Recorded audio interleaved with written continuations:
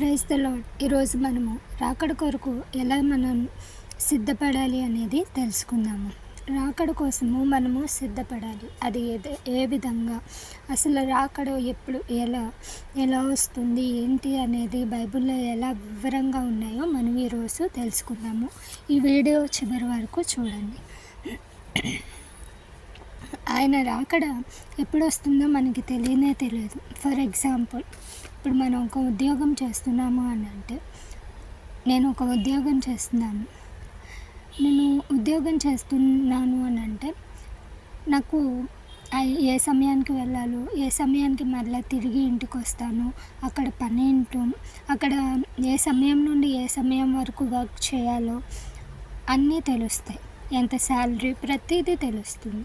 కానీ దేవుని రాకడ ఎప్పుడు వస్తుందో, ఎలా వస్తుందో, ఏ సమయంలో వస్తుందో, ఎన్ని గంటల్లో, ఎన్ని నిమిషాల్లో వస్తుందో, ఎన్ని రోజులు, ఎన్ని సంవత్సరాల తర్వాత వస్తుందో అనేది మాత్రం తెలియదు. అందుకే యేసుక్రీస్తు ప్రభువారు మత్తయి సువార్త 24వ అధ్యాయం 43 నుండి 44 వచనాలు, అలాగే లూకా 12:39 నుండి 40 వచనాలు కనుక మనం చూసినట్లయితే దొంగతో రాకడిని పోలిస్తారు. అంటే దొంగ వచ్చి మన ఇంట్లో ఉన్న అన్నిటిని దోచుకుపోతాడు. ధనాన్ని, బంగారాన్ని, మనకి ఏమైతే కలిగి ఉన్నామో వాటిని అన్నిటిని దోచుకొని వెళ్ళిపోతాడు అని అంటే ఇంటి యజమాని జాగ్రత్త పడతారు. కానీ ఎందుకు దొంగ పడిన ఇంట్లో కన్నాలు వేయబడతాయి, చిందరవందరగా ఉంటాయంటే దొంగ ఎప్పుడు వస్తారో తెలియదు, యజమాని జాగ్రత్త పడలేడు. అదేవిధంగా రాకడ కూడా ఎప్పుడు వస్తుందో తెలియదు, ఎప్పుడు క్రీస్తు వచ్చి మనల్ని తీసుకొని పోతారో తెలియదు. కాబట్టి మనం ఏం చేయాలి? జాగ్రత్త కలిగి ఉండాలి. అందుకే మనము రాకడ కొరకు సిద్ధపడాలి. ఎలా జాగ్రత్త పడాలి అంటే 2 పేతురు 3వ అధ్యాయం 13-14 వచనాల్లో చూస్తే, మనలో ఏ పాపం నిలవకుండా మనము జాగ్రత్త పడాలి. క్రీస్తు మనలను చూసినప్పుడు మనలో ఏ పాపం అనేది కనిపించకూడదు. ఆ విధంగా మనము జాగ్రత్త పడాలి. ఎలా కనిపించదు? మనుషులందరూ పాపలే కదా. క్రీస్తు అయితే మనల్ని పాపం నుండి విడిపించాడు, కానీ పాపపు స్వభావం మనలోనే ఉంది కదా అనేది మనందరికీ డౌట్. పాపం చేయకుండా మనిషి ఉండలేరు. కానీ ఎప్పుడైతే నిరంతరము వాక్యం చదువుతూ, ప్రార్థన చేస్తూ, ఎడతెగక దేవునిలో ఉంటామో వారు ఖచ్చితంగా పాపం జోలికి వెళ్ళలేరు. బెస్ట్ ఎగ్జాంపుల్ దానియేలు, యోసేపు. అలాగే ప్రార్థన యొక్క ఎగ్జాంపుల్ దానియేలు. అవునా? మనం బైబిల్ గ్రంథంలో చూసినట్లయితే వాళ్ళే బెస్ట్ ఎగ్జాంపుల్స్. యోసేపు దేవుని యందు భయముతో, భక్తితో జీవించాడు. దేవుని కొరకు బ్రతికాడు. దేవుని కోసం తనలో ఉన్న పాపాన్ని విడిచిపెట్టేసుకున్నాడు. రెండవది దానియేలు ప్రార్థన చేస్తూనే ఉన్నాడు. 7 మార్లు ప్రార్థన చేస్తూనే ఉన్నాడు. ప్రతిరోజు 7 మార్లు దేవునికి మొరపెడుతూనే ఉండేవాడు. అటువంటి ప్రార్థనా జీవితాన్ని, అటువంటి విశ్వాస జీవితాన్ని, యేసేపు వంటి విశ్వాస జీవితాన్ని, దానియేలు వంటి ప్రార్థనా జీవితాన్ని మనందరము కలిగి ఉండాలి. సో అలా ఉంటున్నామా లేదా అని జాగ్రత్తగా మనల్ని మనము పరిశీలన చేసుకోవాలి. రెండవదిగా బుద్ధిగల స్త్రీల వలె సిద్ధపడాలి. ఇక్కడ యేసు ప్రభువారు మత్తయి సువార్త 25వ అధ్యాయం 1-14 వచనాల్లో బుద్ధిగల స్త్రీల గురించి, బుద్ధిహీనుల స్త్రీల గురించి వివరించాడు. అక్కడ బుద్ధిగల స్త్రీలు ఏం చేశారు? దివిటీలతో పాటు సిద్ధలలో నూనె తీసుకొని దేవుణ్ణి కనిపెట్టుకోవడానికి వెళ్ళారన్నమాట. క్రీస్తుని ఎదుర్కోవడానికి వెళ్ళారు. ఎవరు? బుద్ధిగల స్త్రీలు. అదేవిధంగా అంటే మనము మన హృదయంలో వాక్యం అనే అగ్నితో నింపబడి ఉండాలి. ఎడతెగక ప్రార్థనా జీవితాన్ని మనము కలిగి ఉండాలి. ఎప్పుడైతే మనం అలా అట్టి విధంగా సిద్ధపడి దేవుని కోసం ఏదైనా చేయడానికి సిద్ధపడతామో, ఎప్పుడు ఆ సిద్ధబాటు వస్తుంది అంటే మనం దేవుణ్ణి ఎక్కువగా ప్రేమించినప్పుడు, ఆయనే ఎక్కువ, ఆయనకన్నా ఇంకెవరు లేరు అనుకున్నప్పుడు, దేవునితో సమయాన్ని ఎక్కువ గడిపినప్పుడు. బెస్ట్ ఎగ్జాంపుల్ దానియేలు ఎడతెగక ప్రార్థన చేశారు. రాజు ప్రార్థించకూడదు, నన్ను తప్ప ఎవరిని పూజించకూడదు అన్నా సరే విండోస్ ఓపెన్ చేసి మరి ప్రార్థన చేశారు. దాని ద్వారా దానియేలు సింహపు బోన్లోకి వెళ్ళి మళ్ళీ సజీవుడిగా తిరిగి బయటకు వచ్చాడు. అంటే క్రీస్తును కలిగిన వారిలో ధైర్యం ఉంటుంది. చావుకైనా ఎదురు నిలబడగలరు. నా దేవుడు నమ్మదగినవాడు అని నమ్ముతారు. అదేవిధంగా దేవుడు మనల్ని రక్షిస్తాడు కూడా. కాబట్టి మనము బుద్ధిగల స్త్రీల వలె క్రీస్తు కొరకు సిద్ధపడి ఉండాలి. అలాగే మూడవదిగా క్రీస్తును పోలి మనము జీవించాలి. 1 యోహాను 3:2-3 మనము క్రీస్తును పోలి ఎలా జీవించాలి అనేది ఉంటుంది. ఎలా జీవించాలి అంటే మనలో ప్రేమ ఉండాలి.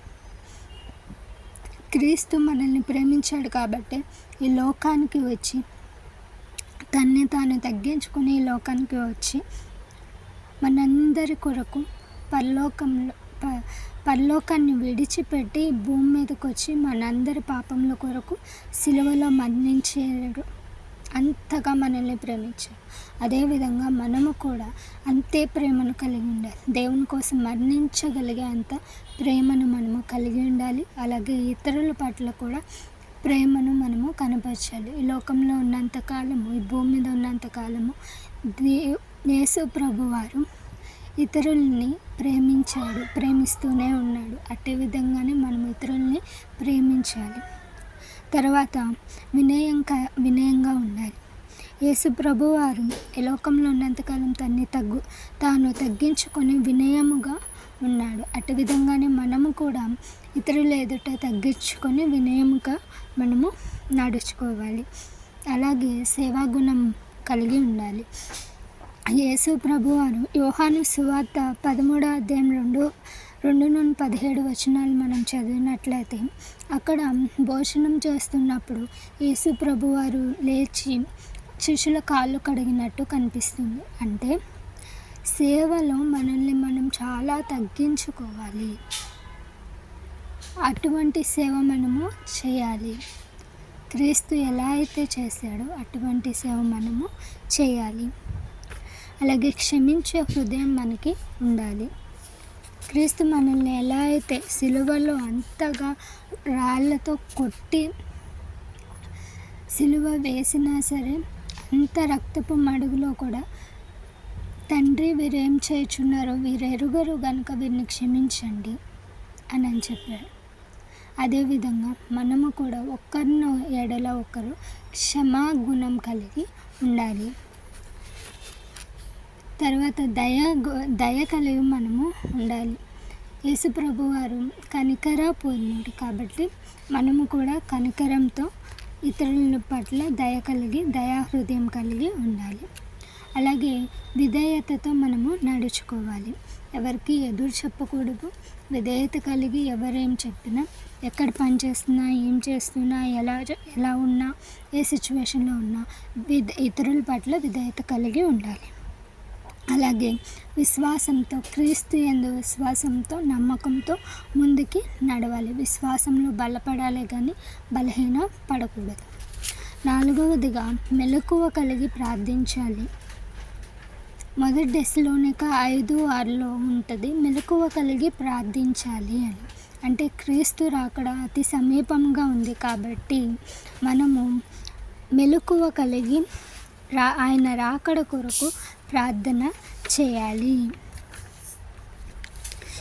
ఎలా మెలకువ కలిగి ప్రార్థన చేయాలి అని అంటే ఎవరైతే రక్షణ పొందలేదో వారి రక్షణ కొరకు, అలాగే మన చుట్టూ మన కుటుంబంలో ఎవరైతే మారుమనసు పొందలేరో వారి మారుమనసు కొరకు, అలాగే మనలో ఏమన్నా పాపాలు ఉన్నాయో వాటిని క్షమించమని అడిగి మన పాపాలను ఒప్పుకొని విడిచిపెట్టేసి దేవుని కొరకే బ్రతకడం, ఇవన్నీ మనలో ఉన్న అన్నీ మార్చుకోవడానికి ప్రార్థన. అంటే దేవుణ్ణి మనం అడుగుతున్నాము, దేవుణ్ణి మనము ఇది ఇవ్వండి ప్రభువా అని అడుగుతున్నాము. అవునా? ప్రార్థన అంటే దేవునితో మాట్లాడడం. మనము మనల్ని మనం మార్చుకోవాలి కాబట్టి మనల్ని మార్చమని దేవుణ్ణి అడుగుదాము, మన కుటుంబాన్ని మార్చమని దేవుణ్ణి అడుగుదాము. ఇంకా రక్షణ పొందిన వారు ఎంతోమంది ఉన్నారు, వారి రక్షణ కొరకు దేవుణ్ణి ప్రార్థిద్దాము. మనం ఒక్కలమే పరలోక రాజ్యం చేరాలని దేవుని ఉద్దేశం కాదు, ప్రతి ఒక్కరు చేరాలి. కాబట్టి మనం మెలకువ కలిగి అన్ని విషయాల్లోనూ ప్రార్థన జీవితం అనేది మనము కలిగి జీవించాలి. అలాగే దేవుని మహిమ కొరకు మనము ప్రార్థించాలి. మన విషయంలో, మన జీవితాల్లో దేవుణ్ణి మహిమపరిచే విధంగా జీవించాలి అని మనము ప్రార్థించాలి. ప్రతి విషయంలోనూ దేవునికి మహిమే తెచ్చే విధంగా మనం ఉండాలి అని ప్రార్థించాలి. అలాగే ఇతరుల కొరకు మనము ప్రార్థించాలి. ఇతరుల రక్షణ కొరకు, ఇతరుల స్వభావంలో ఏమన్నా లోపాలు ఉంటే వాటి కొరకు మనము ప్రార్థించాలి. మనము ప్రార్థిస్తున్నాము అని అంటే మనం తగ్గించుకొని మన ఈగో, మనకున్న కోపం, పొగరు అవన్నీ తగ్గించుకొని ఇతరుల క్షేమం కొరకు ప్రార్థన చేస్తున్నాము, కుటుంబ క్షేమం కొరకు ప్రార్థన చేస్తున్నాము. అందుకే ప్రార్థన అనేది ఇంపార్టెంట్. అంటే నీ ప్రార్థనలో తగ్గించుకోవడం కనిపిస్తుంది దేవునికి. నా బిడ్డ తగ్గించుకొని ప్రార్థన చేస్తుంది, తన కోసం వీళ్ళని మార్చుదాము అని దేవుడు వారి హృదయాలను మార్చే ప్రయత్నాన్ని చేస్తారు. కాబట్టి మన ప్రార్థన ఎన్నో కుటుంబాన్ని మారుస్తుంది. ఆ కుటుంబాన్ని మనము మార్చాము, అది దేవుని కొరకు మనము బ్రతికాము అని అంటే రాకడ సమయంలో మనము ఎత్తబడే స్థితిలోనే ఉంటాము, కానీ విడవబడే స్థితిలో ఉన్నాము. కాబట్టి ఈ విధంగా మనము రాకడ కొరకు సిద్ధపాటు కలిగి జీవిద్దాము. Praise the lord.